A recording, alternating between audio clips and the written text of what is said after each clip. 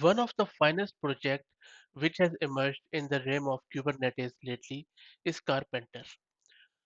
Despite of having so many options out in the market, Karpenter has maintained its supremacy in terms of node management.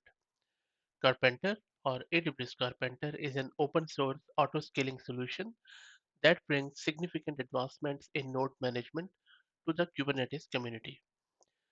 The hallmark of Karpenter is that it simplifies and automates node management, eliminating the node group abstraction by talking directly to the AWS EC2 Fleet API to provision nodes. Karpenter has been helping many companies and individuals to improve the efficiency and especially the cost of running workloads on Kubernetes.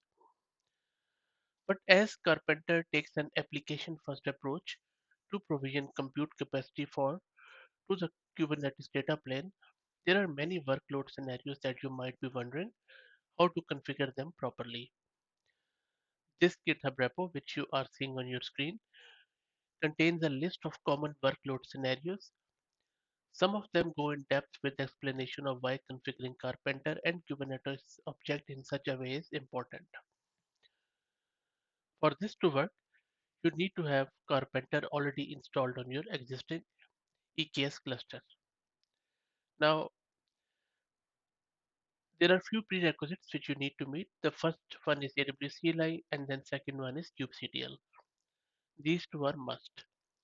Optional ones are Hem, which I would highly recommend, and if you're using Terraform, then Terraform CLI, of course.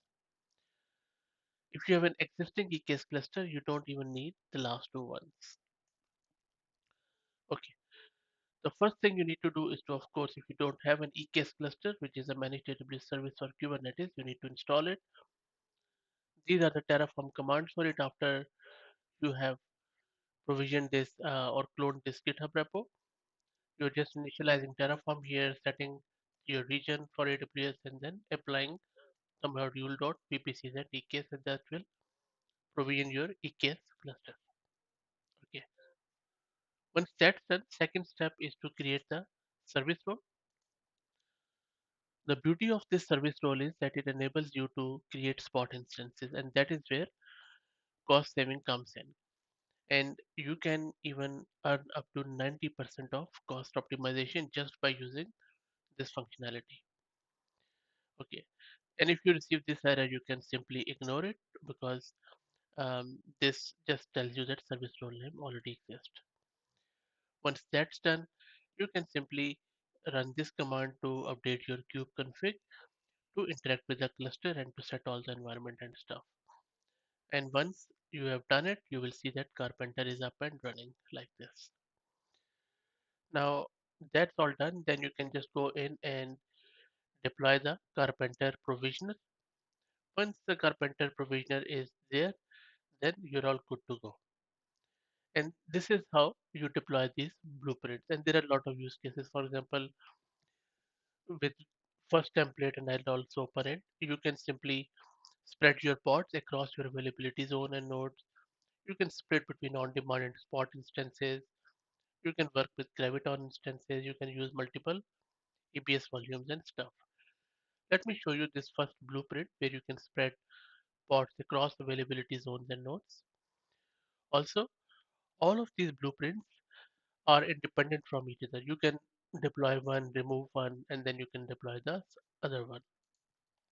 Now, if you look at this repo, all we are doing it, we are using this blueprint to deploy. And in order to deploy, single command which you need to use, kubectl apply dash f workload.yaml. And this is where this workload YAML is. And then once that's done, you will see that from the logs of Carpenter that multiple nodes have been provisioned and then you can use them accordingly. Also, from the logs, you can see that the pods will be scattered across multiple AZs. And then if you want to clean it up, all you need to do is to just delete that YAML and it will be all cleaned up. And that is again the very familiar and celebrated feature of Kubernetes. Similarly, If you want to use multiple EBS volumes, you can simply go and provision this YAML from here.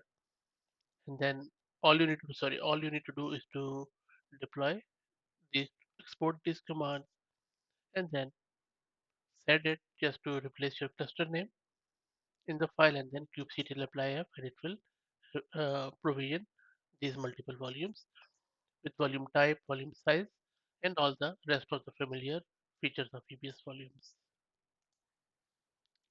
So these are the common use cases or blueprints which you can readily use today, and that really makes it quite simple to use all of this stuff. For example, these days a lot of people are trying to play around with graviton instances, and if you don't know how to use them with Kubernetes, this Karpenter makes it very easy.